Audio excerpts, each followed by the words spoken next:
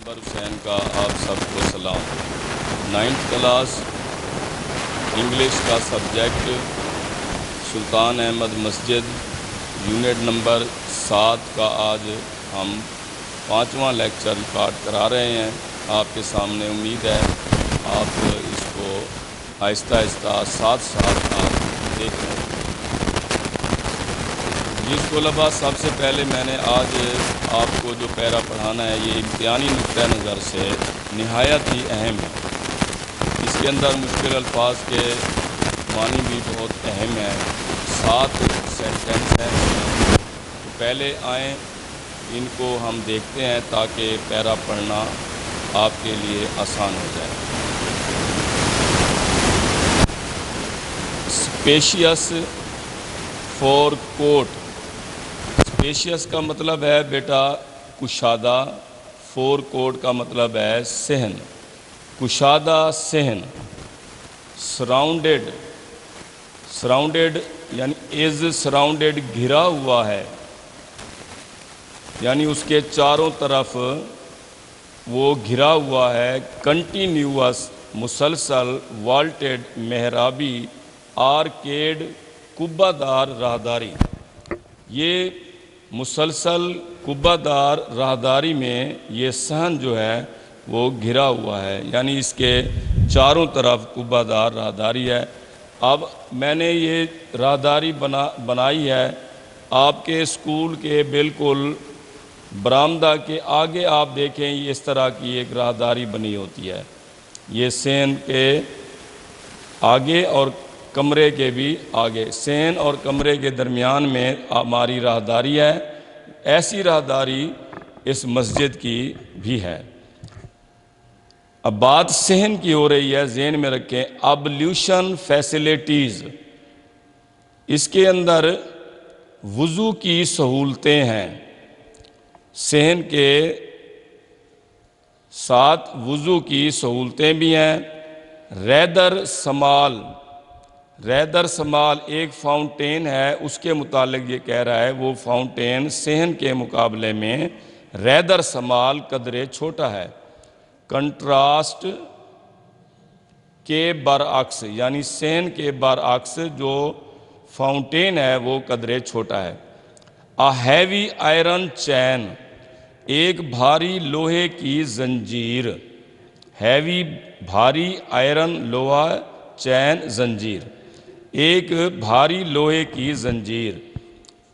At the upper part, بالائی حصے پر، صحن کے بالائی حصے پر ایک بھاری لوہے کی زنجیر ہنگ لٹکائی گئی تھی۔ ویسٹرن سائیڈ، ویسٹ مغرب کو کہتے ہیں، ویسٹرن مغربی، سائیڈ حصہ۔ جیسے کوئی بھی عمارت ہو اس کا مشرقی، مغربی، شمالی، جنوبی حصہ ہوتا ہے، تو یہ مسجد کا جو مغربی حصہ ہے، مسجد کا مغربی حصہ۔ سیمبولک جیسچر، جیسچر اس لفظ کو ذرا دیکھ لیں، جیسچر، یہ جیم کی آواز دے رہی ہے ہماری یہ جی۔ علامتی اشارہ، سیمبولک علامت کو کہتے ہیں، جیسچر اشارہ، علامتی اشارہ۔ انشور یقینی بنانا، دا ہیومیلٹی عاجزی کو، انشور دا ہیومیلٹی عاجزی کو یقینی بنانا۔ In the face of the divine power, in the face of the divine power, اپنے رب کے سامنے۔ ان دا فیس کے سامنے، دا ڈیوائن پاور، اپنے رب کے سامنے۔ یہ 12 میں نے اس طرح سے کمپاؤنڈ بناتے ہوئے میں نے یہ میننگ آپ کے لیے سہولت کے لیے لکھ دی ہیں، اس کو آپ نے نوٹ کر لینا ہے اپنی نوٹ بک پہ۔ اب میں آپ کو ریڈنگ کے ساتھ ساتھ بیک گراؤنڈ میں یہ مسجد بھی دکھا رہا ہوں۔ آپ نے 2 مرتبہ اس سبق کو دیکھنا ہے، کم از کم 1 مرتبہ اس کی ویڈیو کو بھی دیکھیں، اور لفظ بھی سننے کی کوشش کریں، اور دوسری مرتبہ آپ جو ہے نا وہ ریڈنگ وہ آپ سنیں گے اور اس کو ساتھ ساتھ یاد کریں گے۔ یہ سامنے آپ کے مسجد ہے، اس کو بھی آپ دیکھتے رہیں، اور پیرا نمبر 5 میں ریڈنگ کر رہا ہوں۔ The masjid has a spacious forecourt surrounded by a continuous vaulted arcade۔ مسجد کا ایک وسیع و عریض بیرونی صحن ہے جو ایک مسلسل محرابی دار راہداری سے گھرا ہوا ہے۔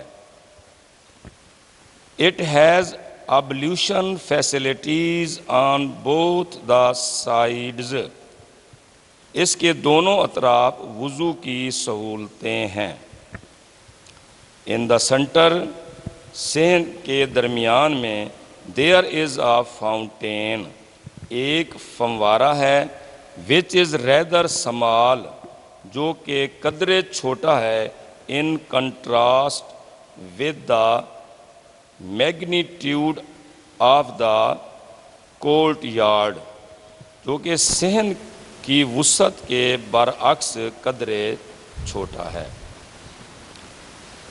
A heavy iron chain is hung at upper part of the court entrance at the western side۔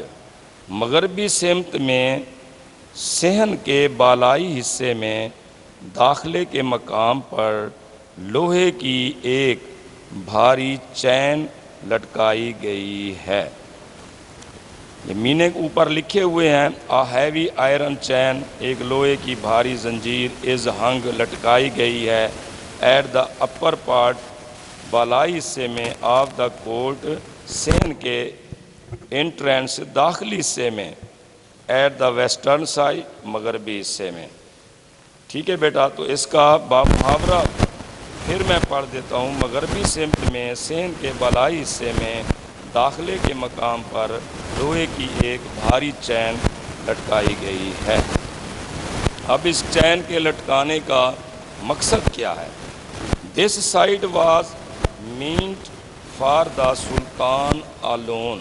یہ جو مغربی حصہ ہے، یہ صرف اور صرف یہ سمت سلطان کے لیے مختص تھی۔ The chain was put there so that the Sultan had to lower his head every time he entered the court۔ وہاں پر زنجیر اس لیے لٹکائی گئی تاکہ سلطان کو دربار میں داخل ہونے کے لیے ہر مرتبہ اپنا سر جھکانا پڑے۔ It was the symbolic gesture، یہ ایک علامتی اشارہ تھا to ensure، یقینی بنانے کے لیے the humility of the ruler، عاجزی کو، حکمران کی عاجزی کو in the face of the divine power، اپنے رب کے سامنے۔ اس کا بامحاورہ ترجمہ اس طرح سے بنے گا کہ وہاں پر زنجیر اس لیے لٹکائی گئی تھی تاکہ سلطان کو دربار میں داخل ہونے کے لیے ہر مرتبہ اپنا جو سر ہے وہ جھکانا پڑے۔ یہ حکمران کی اپنے رب کے سامنے عاجزی کو یقینی بنانے کے لیے ایک علامتی اشارہ ہے۔ اس طرح سے آج ہم نے یہ پیراگراف نمبر 5 آپ کے سامنے پڑھا ہے۔ یہ آپ استنبول کا شہر ہے، یہ جس کو اب آپ اپنے سامنے سے دیکھ رہے ہیں، اور اس کے ساتھ ساتھ اس نے آپ کو مسجد کے مینار بھی دکھائے ہیں، مسجد کا گنبد بھی دکھایا ہے، اور محراب وہ بھی دکھایا ہے۔ یہ آگے ہم پڑھیں گے کہ یہ جو مینار ہیں یہ آپ دیکھیں پینسل شیپ مینار ہیں۔ 2 مینار دروازے کے اوپر ہیں، جبکہ 4 مینار جو ہے وہ مسجد کا جو مین حصہ ہے، یہ چاروں کونوں پر موجود ہیں۔ یہ دیکھیں خوبصورت منظر، یہ بڑا گنبد مسجد کا،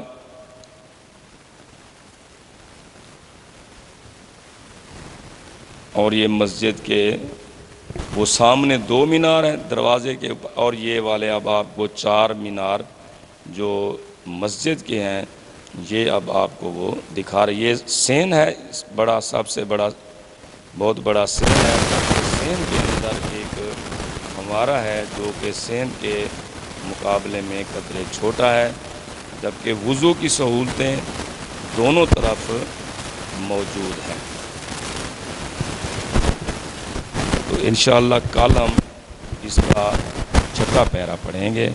اس کے ساتھ اجازت دیں، اللہ حافظ۔ اب ہم اس لیسن کے دوسرے حصے گرامر والے حصے میں آتے ہیں۔ امید ہے یہ کتاب آپ کے پاس ہوگی، اگر نہیں ہے تو اس کتاب کو آج ہی آپ وہ منگوا لیں، لے لیں اس کتاب کو، اور اس کا گرامر والا حصہ ہے جو کہ چیپٹر نمبر 8 ہے، اور پیج نمبر اس کا 149۔ ناؤن والا حصہ، واحد سے جمع، سنگولر، پلورل، وہ حصہ ہم نے کر لیا ہے۔ آج ہم جینڈر والا حصہ کر رہے ہیں، یعنی جنس کے متعلق۔ تو یہ مذکر مؤنث کیسے بنتے ہیں اور یہ کتنے ہوتے ہیں، اس کی یہاں پہ ایک تفصیل دی گئی ہے، یہ میں آپ کو سمجھا رہا ہوں بیٹا۔ یہ پیج نمبر ہے 151، اور اس کی ایکسرسائز جو دی گئی ہے، لفظیں امتحانی نقطہ نظر سے دیے گئے ہیں، وہ 152 پر ہیں اور کچھ 153 پر بھی۔ تو آئیں اس کو ذرا سمجھتے ہیں۔ دا ناؤن جینڈر، صنف۔ صنف کا مطلب ہے کہ بھئی آپ کو مذکر اور مؤنث کا علم ہونا چاہیے، تاکہ آپ بولتے ہوئے اس چیز کا لحاظ رکھتے ہیں کہ یہ مذکر ہے، استاد ہے تو یہ استاد ہے۔ ہم یوں کہتے ہیں اگر وہ مؤنث ہے تو یہ استانی ہے۔ تو ان چیزوں کا ہمیں خیال کرنا ہے۔ Gender shows the difference of sex. صنف جو ہے جنسی فرق کو ظاہر کرتی ہے۔ جنسی فرق کو اس کو جو ظاہر کرتی ہے اردو میں صنف کہتے ہیں۔ It is of 4 kinds۔ Gender کی 4 قسمیں ہیں۔ یہ یاد کر لیں، یہ معروضی میں بھی آ سکتا ہے، اور یہ بڑا ہی مشکل یہ ہوگا کسی کے لیے بھی اس کا جواب دینا۔ اس کی جینڈر کی 4 قسمیں ہیں۔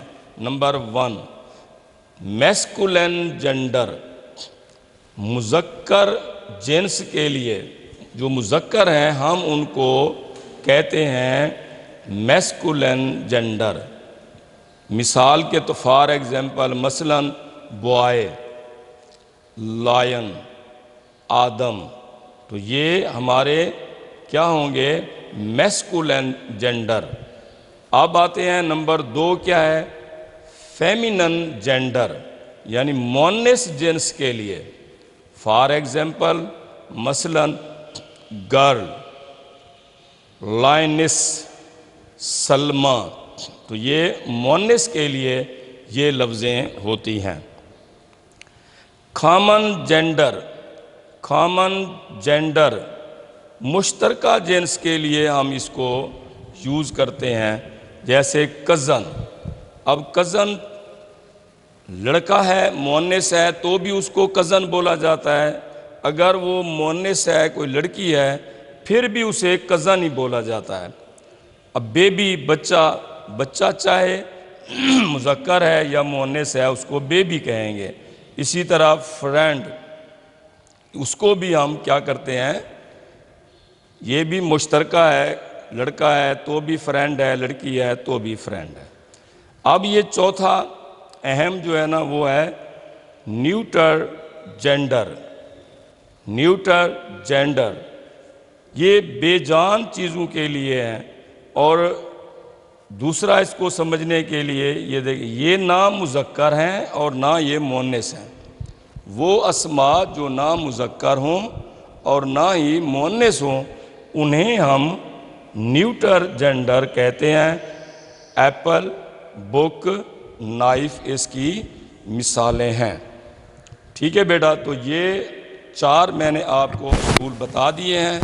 اب آپ نے اسی کتاب سے جو صفحے میں نے آپ کو بتائے ہیں اس سے آپ نے اس کو دیکھنا ہے۔